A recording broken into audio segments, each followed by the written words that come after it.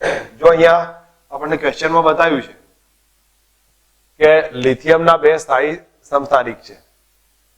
હવે એમાં 3 to 6 અને 3 to 7 છે, બરોબર. હવે આ બે સમસ્થાનિકમાં એકનું પ્રમાણ છે 7.5%, બીજાનું છે 92.5%. એના દળ આપ્યા છે 6.015 AMU અને 7.016 AMU. તો લિથિયમ પરમાણુનું દળ કેટલું શોધી શકાય? તમને લોકોને ખ્યાલ આવ્યો હશે આમાં કઈ મેથડનો યુઝ કરવાનો. મેં તમને નીટના ટોપિકમાં થોડી વાત કરી હતી. તો આપણે અહીંયા જે વેલ્યુ છે પર્સન્ટેજનું પ્રમાણની વાત કરું છું, તો એ ની વાત કરીએ આપણે. એ ઓપ્શનમાં લિથિયમનું પ્રમાણ, તો લિથિયમનું પ્રમાણ L બરાબર અથવા તો માસ ઓફ જે રેશિયો છે Li બરાબર લખીએ તો પહેલા શું આવશે? X percentage એટલે 7.5% આના છે ને, એ કોના છે? 3 to 6 ના. તો આપણે અહીંયા લખીશું 7.5 લિથિયમ એનું માસ હશે. અને પછી બીજું જે છે એ 3 to 7 છે, એના છે 92.5. તો 92.5 lithium 3 to 7 divided by total કેટલા કરી દેવાના? 100 કરવાના. અહીંયા ટૂંકમાં પ્રમાણ શોધવાનું છે, બીજું કઈ કર્યું નથી આપણે.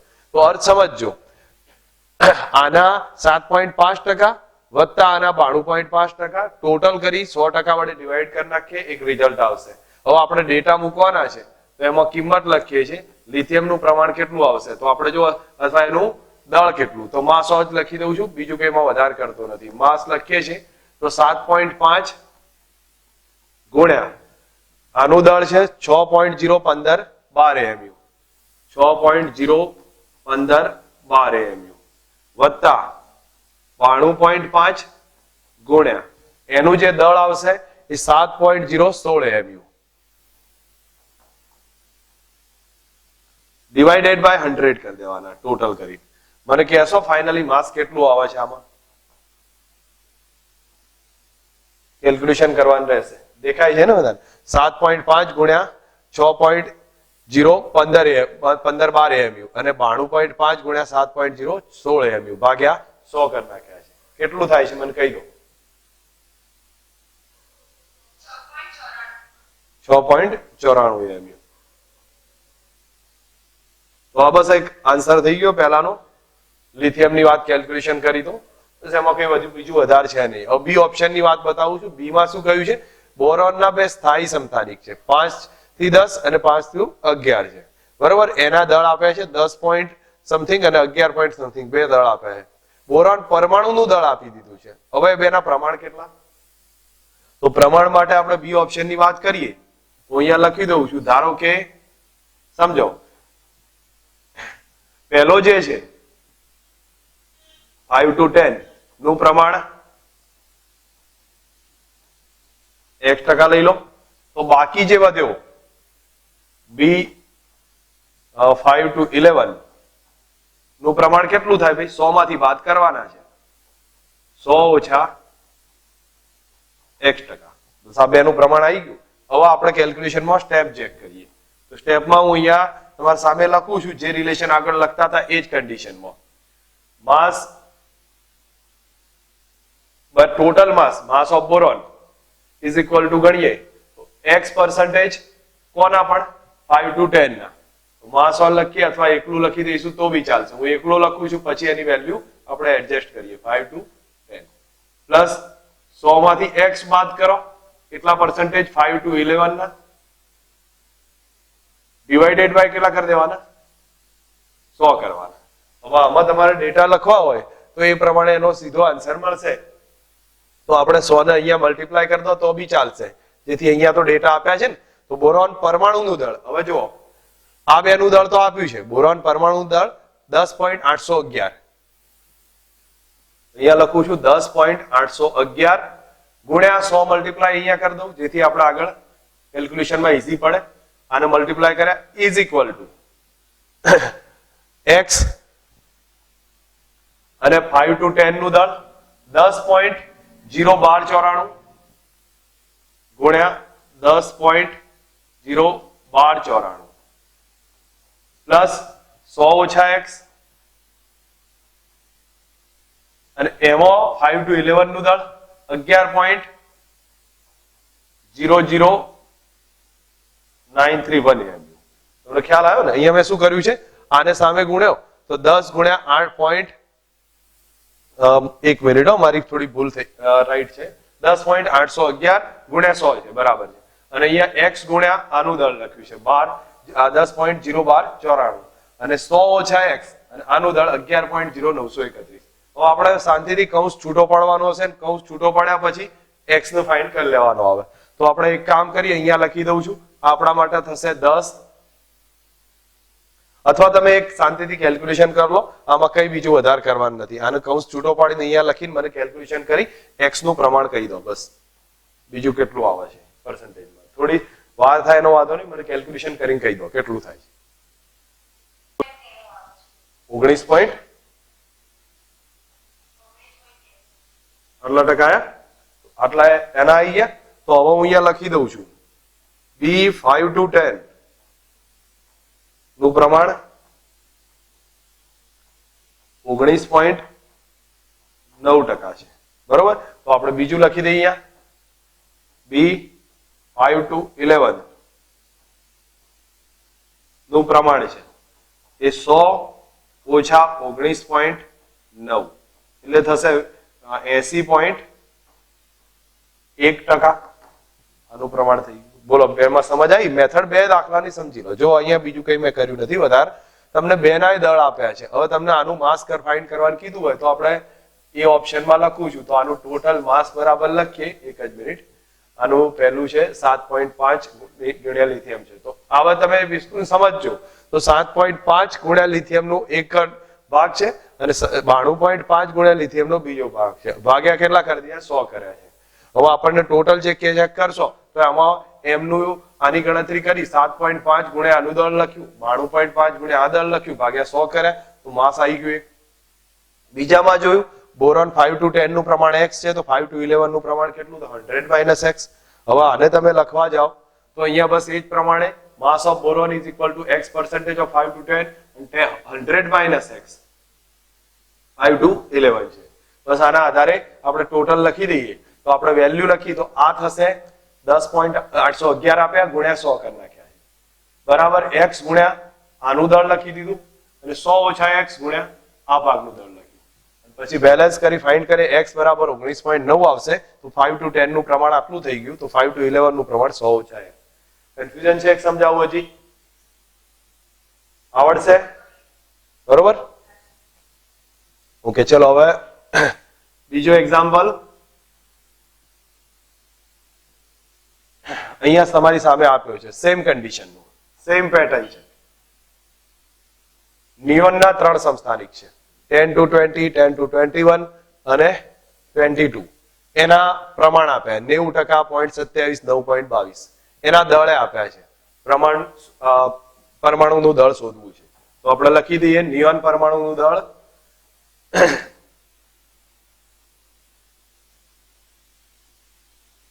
m બરાબર કયું સૂત્ર આવે ભાઈ? પહેલા કેટલા ટકા છે? 90%. તો 90.51 ગુણ્યા કેટલા કરવાના છે? પેલા એક વ્યવસ્થિત લખવા માટે આપણે 19 ડાયરેક્ટ લખીએ છીએ, એના કરતા એક સ્ટેપ લખી દઈએ પછી ડાયરેક્ટ લખીએ, બરોબર. તો અહીંયા લખી દઉં છું નિયોન 10 to 20 પ્લસ અહીંયા કેટલા આવશે? 0.27 neon 10 to 21 plus 9.22 neon 10 to 22 divided by 100 કરો અથવા અહીંયા 100 વડે ગુણી કાઢો, બધું સરખું જ છે, બરોબર. મલ્ટીપ્લાય કરશો ટૂંકમાં આપણે તો m નું પ્રમાણ શોધવું છે ને એટલે હું ડિવાઇડેડ જ કરી દઉં છું. આ ડિવાઇડેડ બાય 100 કરી દીધા. ઠીક છે. હવે તમારા સામે આ ડેટા છે, લખતા જાઓ, તમે લોકો કેલ્ક્યુલેશન કરતા જજો. તો 90.5 ગુણ્યા 10 to 21 નું દળ છે એ આપણને 19.99 આપ્યો છે, 19.99 વત્તા 0.27 એનું દળ 20.99 વત્તા જે 9.22 છે એનું દળ છે 21.99 ભાગ્યા 100.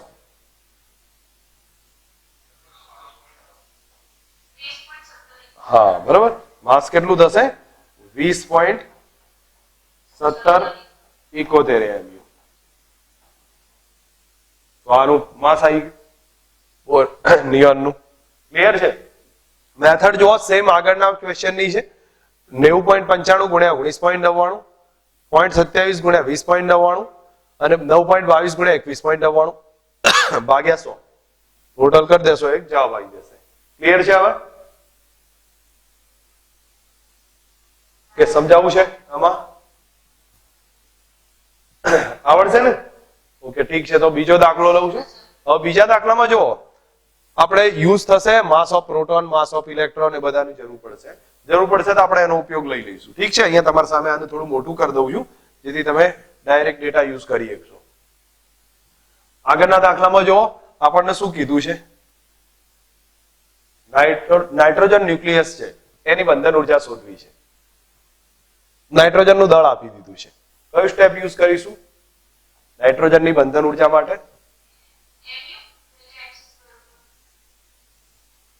કોઈ કહેશે ભાઈ?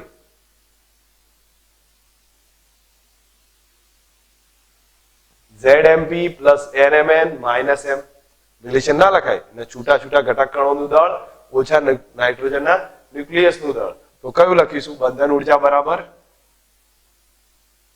આ common equation ZMP NMN minus M અને ઇન્ટુ કેટલા કરી દેવાના? 931.45 મેગા ઇલેક્ટ્રોન. 48 લખો, જે લખો આટલા થઈ ગયું. તો તમને આ કોમન કોન્સેપ્ટ યાદ હોવો જોઈએ. ZMP plus NMN minus M divided by 931.45. ઠીક છે? અહીંયા હું તમને ડેટા લખાવતો જઉં તો મને કહેશો કે ભાઈ Z કેટલો, ક્રમાંક કેટલો? તો સીધો તમારી સામે છે 7. ન્યુટ્રોનની સંખ્યા કેટલી? N કેટલી? A માઇનસ Z 14 ઓછા 7, ઇટ મીન્સ એ બી 7 આવી જશે. માસ ઓફ પ્રોટોન એ આપણે આગળથી લખી દઈશું, હમણાં એની કોઈ બીજી માથાકૂટ નહીં કરતો. ટોટલ ન્યુક્લિયસ નું માસ છે એ આપણને આપી દીધું છે. કેટલું આપ્યું છે? 14.00307 mu. બસ હવે ડેટા લખતા જઈએ આની અંદર તો બંધન ઉર્જાનું સીધું ઇક્વેશનમાં મૂકતા જાઓ. Binding energy is equal two Z.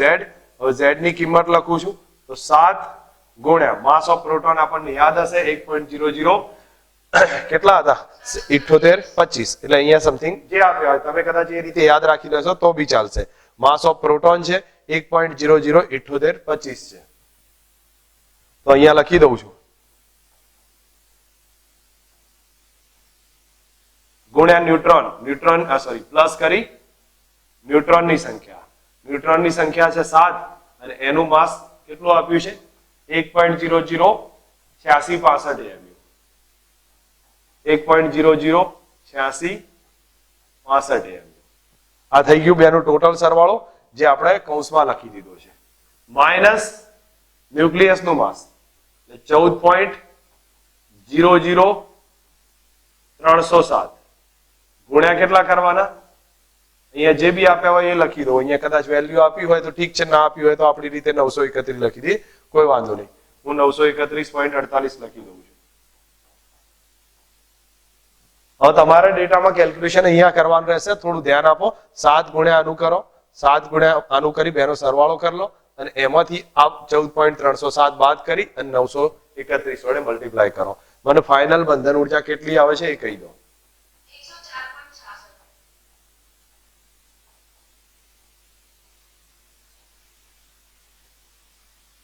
Final બંધન ઉર્જા મળશે. તમે એક કામ કરતા રહેજો, ટેક્સ્ટબુકની પાછળ આન્સર થોડું ચેક કરી લેજો, હોય તો કેલ્ક્યુલેશનમાં ખ્યાલ આવે. બરોબર? 104.66 મેગા ઇલેક્ટ્રોન વોલ્ટ આનો આન્સર થશે. બંધન ઉર્જા જ ફાઇન્ડ કરી છે. કોઈ પણની બંધન ઉર્જા ફાઇન્ડ કરવા માટે કોમન કોન્સેપ્ટ છે. ZMP plus NMN minus M into 931.45. સમજાઈ દઉં છું અને આગળ દાખલો બીજો એવો જ આવે છે. Z આમાં 7 છે. ન્યુટ્રોનની સંખ્યા જોઈએ તો 14 ઓછા 7 7 આવશે. ન્યુક્લિયસનું દળ આપ્યું છે. હવે તમારે બંધન ઉર્જા શોધવી હોય તો ZMP plus NMN minus M bus data મૂકી દો ઇન્ટુ 931.45. સેમ ક્વેશ્ચન રિપીટ થાય છે. તમે ઓબ્ઝર્વ કરશો તમને ખ્યાલ આવશે.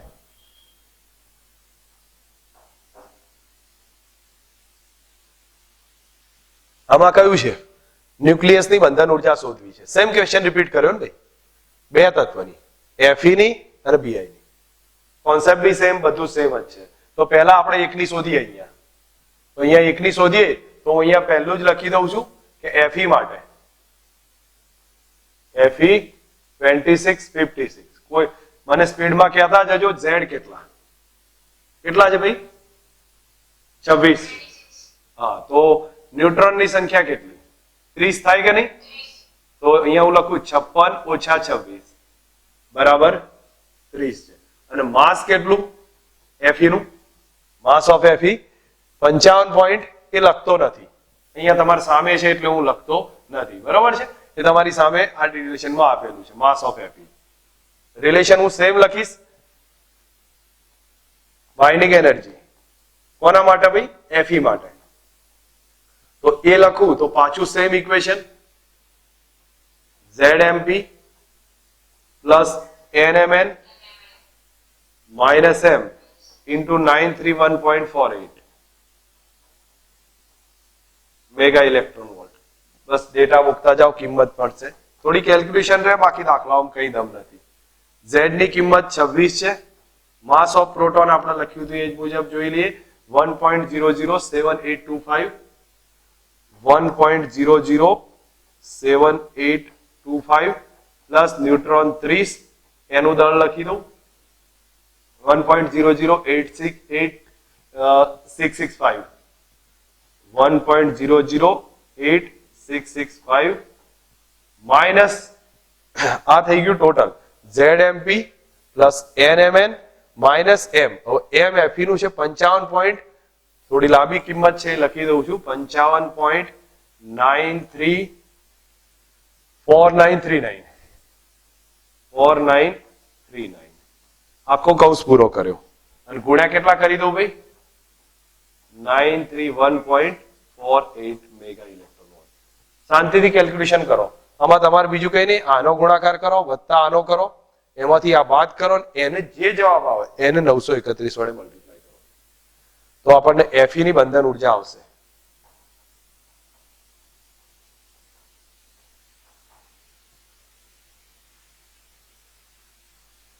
ગણો શાંતિથી કેલ્ક્યુલેશનમાં. જો આનો નાનો ગુણાકાર કરો, પ્લસ કરી આનો કરી દેજો અને પછી એમાંથી જે રિઝલ્ટ આવે આ બાદ કરી લો અને ગુણ્યા 931 કરશો, એક જવાબ આવી જશે.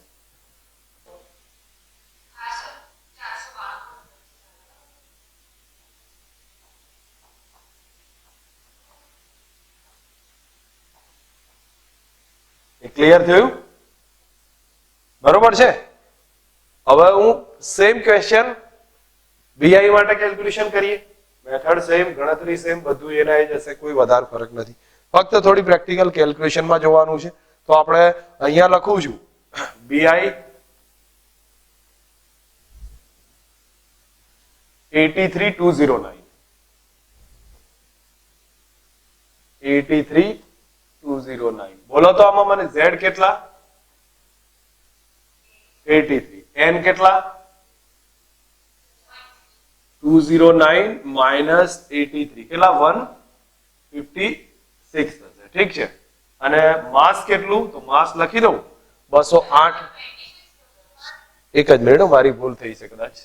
126 હશે. બરોબર. હવે માસ કેટલું છે એ લખી દઈએ. અહીંયા કેટલું આપ્યું છે?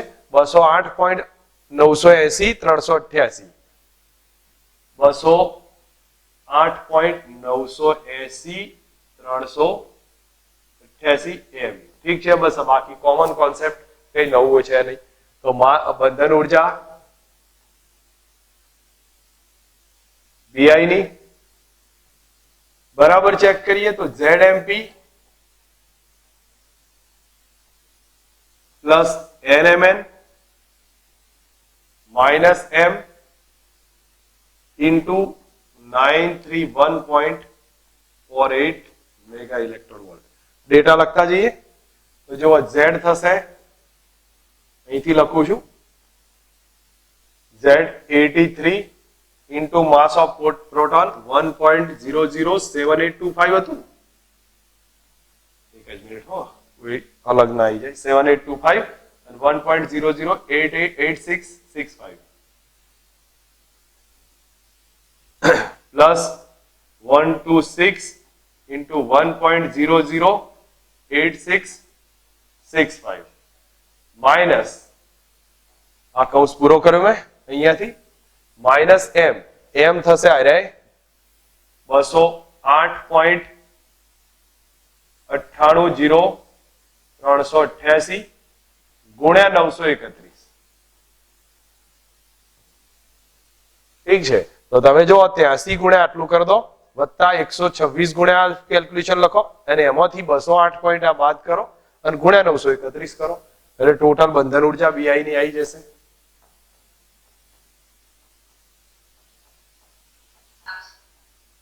1640.22 મેગા ઇલેક્ટ્રોન વોલ્ટ ઠીક છે આ થયું બંધન ઉર્જા અમારે પર ન્યુક્લિયન બંધન ઉર્જા જોઈતી હોય જો કે હું લખી દઉં છું પર ન્યુક્લિયન બંધન ઉર્જા તો Be ડિવાઇડેડ બાય A એ કેટલા થશે ભાઈ તો 1640.22 ભાગ્યા A એ કેટલો છે 209 છે કેટલા થયા આમાં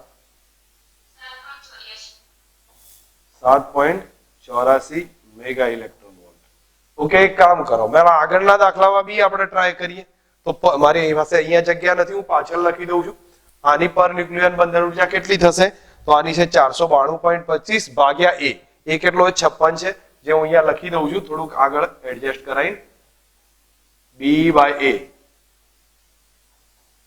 492.25 ભાગ્યા 56 કેટલા થશે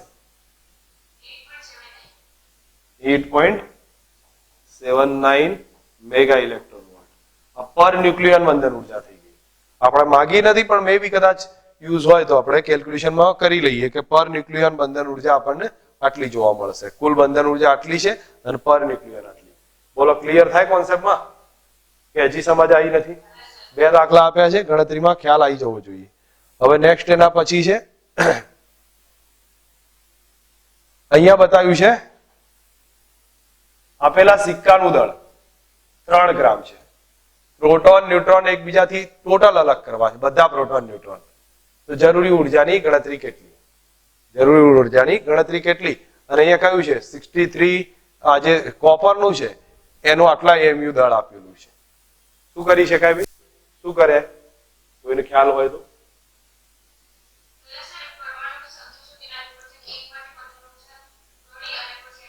ગુડ એટલે આપણે એક કામ કરીએ પેલા બંધન ઉર્જા શોધી કાઢીએ અથવા પરમાણુની સંખ્યા શોધી કાઢો ચલો પરમાણુની સંખ્યા શોધીએ તો અહીંયા લખું છું માસ m બરાબર 3 ગ્રામ છે m0 કોપર નો આપણને ખ્યાલ હોય 63.54 અને આપેલો જ છે અહીંયા 63 અથવા 63.54 જેવું સમથિંગ લખી દીધું છે અને ગ્રામ પર મોલ થશે ઠીક છે મેં આ ડિટેલ લખી છે હવે આપણે n શોધવો છે તો અહીંયા લખી દઉં છું 3 ગ્રામમાં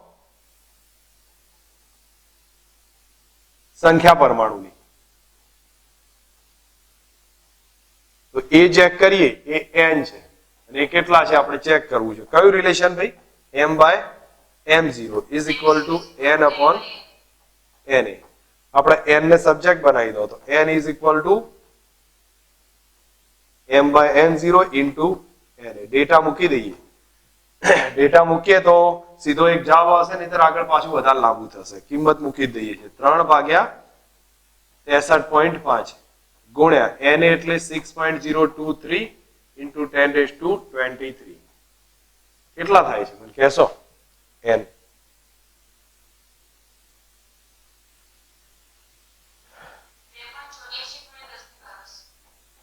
2.84 ગુણ્યા 10⁻22 આ સંખ્યા છે એને આપણે સાઈડ રાખી દીધી છે બરોબર હવે આગળ ચેક કરીએ છીએ તો આગળમાં આપણે નવા પેજ ઉપર જ જોઈશું તો આમાં જે લખ્યું છે 63 આ 29 to 63 કોપરની વાત છે એની એક પરમાણુની બંધન ઉર્જા શોધી કાઢીએ તો અહીંયા લખું છું એક પરમાણુની બંધન ઉર્જા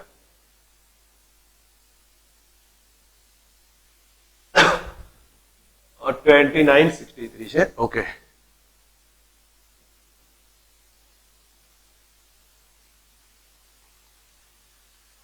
એક પરમાણુની બંધન ઉર્જા. હવે એ ચેક કરીશું તો બી બરાબર કેટલા આવી જશે? કયું સૂત્ર વાપરું? પાછું એના એ જ ZMP plus NMN minus M into 931.48 mega electron volt. ઠીક છે, તમે મને હવે અહીંયા સાઈડમાં લખાવતા જાઓ. Z કેટલા છે? 29. N કેટલા? હવે એમાંથી બાદ કરી દેવાના. 63 માઇનસ 29 બરાબર 34. અને માસ આપણે પાછળથી જોઈ લઈશું. ઠીક છે, હવે બી બરાબર ચેક કરો. તો અહીંયા બોલો Z કેટલા છે? 24. માસ ઓફ પ્રોટોન 1.00, સોરી મારી ભૂલ થઈ છે, અહીંયા 29 છે, અને 1.0078 પ્લસ ન્યુટ્રોન 34, એનું દળ હતું 1.008866 સમથિંગ હતું, 1.008665 આટલું થયું. બરોબર. Minus M. હવે M ની કિંમત કોપરના દળ આપ્યું છે 62.92960. 62.92960 ઇન્ટુ 931. બસ હવે તમે જુઓ, સમજો. ZMP પ્લસ NMN માઇનસ માસ ઇન્ટુ 931. મને કેલ્ક્યુલેશન કરી દો, બંધન ઉર્જા કેટલી આવે છે? 551.37 મેગા ઇલેક્ટ્રોન વોલ્ટ.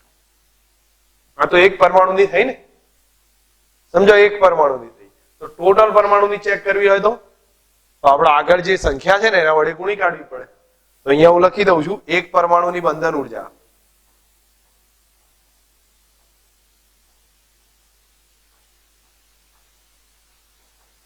બરાબર બી જેટલી છે, આટલી છે. તો N પરમાણુ માટે કુલ ઉર્જા એ ચેક કર્યું હોય તો એક જ મિનિટ, N ઇન્ટુ બી થાય. હવે તમે ડેટા લખતી વખતે કુલ ઉર્જામાં કિંમત મૂકી દઈએ. N ની કિંમત આપણી પાસે કેટલી હતી? 2.84 ગુણ્યા 10 ની 22. 2.84 ગુણ્યા 10 ની 22 અને ઇન્ટુ છે વેલ્યુ 551.37.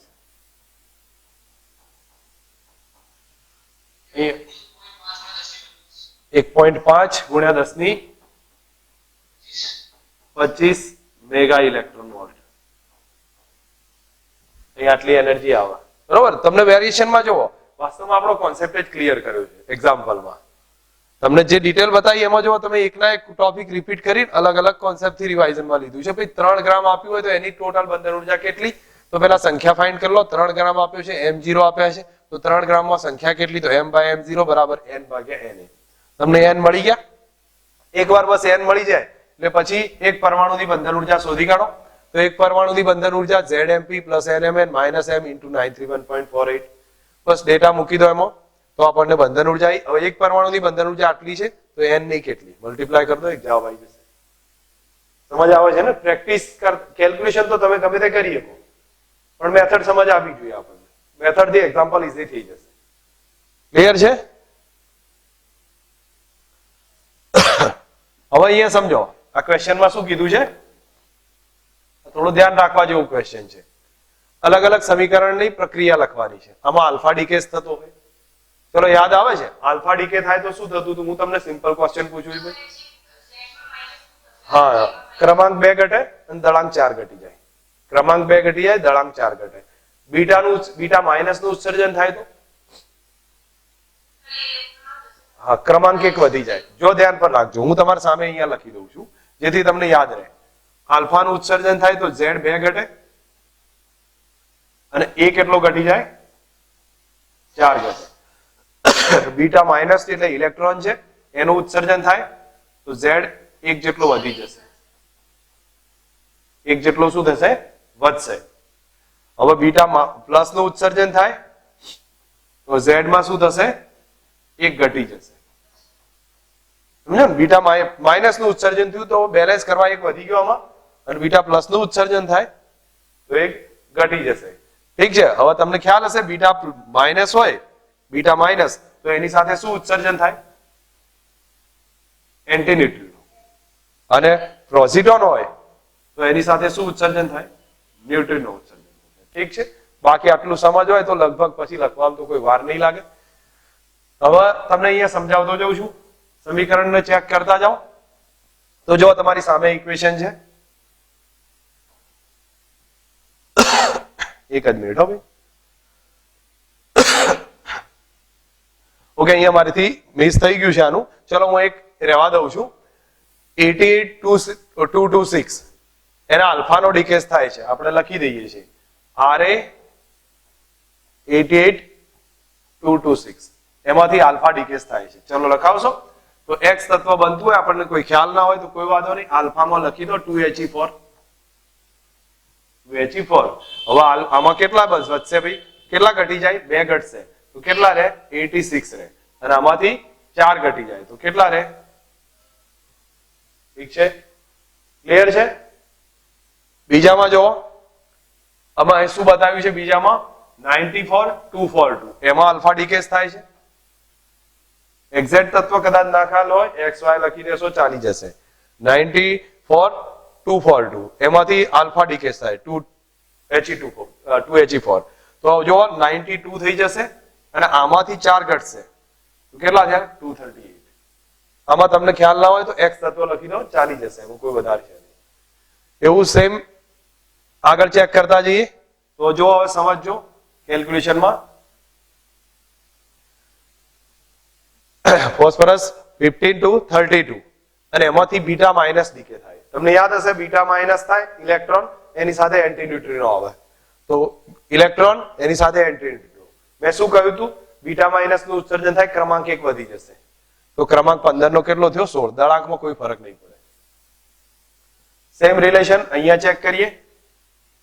અહીંયા માટે કહ્યું છે કે આમાંથી બીટા માઇનસ નો ડીકે થાય. બીટા માઇનસ નો ડીકે થાય, તમને ખ્યાલ આવે જે તત્વ આમાંથી બન્યું છે X તત્વ, તો એ વખતે ક્રમાંક 1 વધી ગયો, 84 થઈ ગયું. અને દળાંક કેટલો થયો? બીટા માઇનસ છે તો એન્ટી ન્યુટ્રિનો આવી જશે. હવે નેક્સ્ટ, હવે એના પછી બતાવ્યું છે કે આની અંદર બીટા પ્લસ નો ડીકેસ થાય છે. તો તમને ખ્યાલ આવી ગયો હશે બીટા પ્લસ માં શું થાય? ન્યુટ્રિનો રિલીઝ થશે. અહીંયા ભૂલ છે ક્યાં? આ નહીં આવે, બરાબર? તો તમે સમજજો, બીટા પ્લસ નું ઉત્સર્જન થશે તો બીટા પ્લસ માં તમે જોયું તો ક્રમાંક 1 ઘટશે, અને ક્રમાંક 1 ઘટે 6 નો કેટલો થયો? 5 થઈ ગયો. બાકી બીટા પ્લસ છે તો ન્યુટ્રિનો હશે એની સાથે. એના પછી પણ બતાવ્યું છે કે એમાં પણ બીટા પ્લસ છે. બીટા પ્લસ હોય તમે લોકો સમજી શકો છો.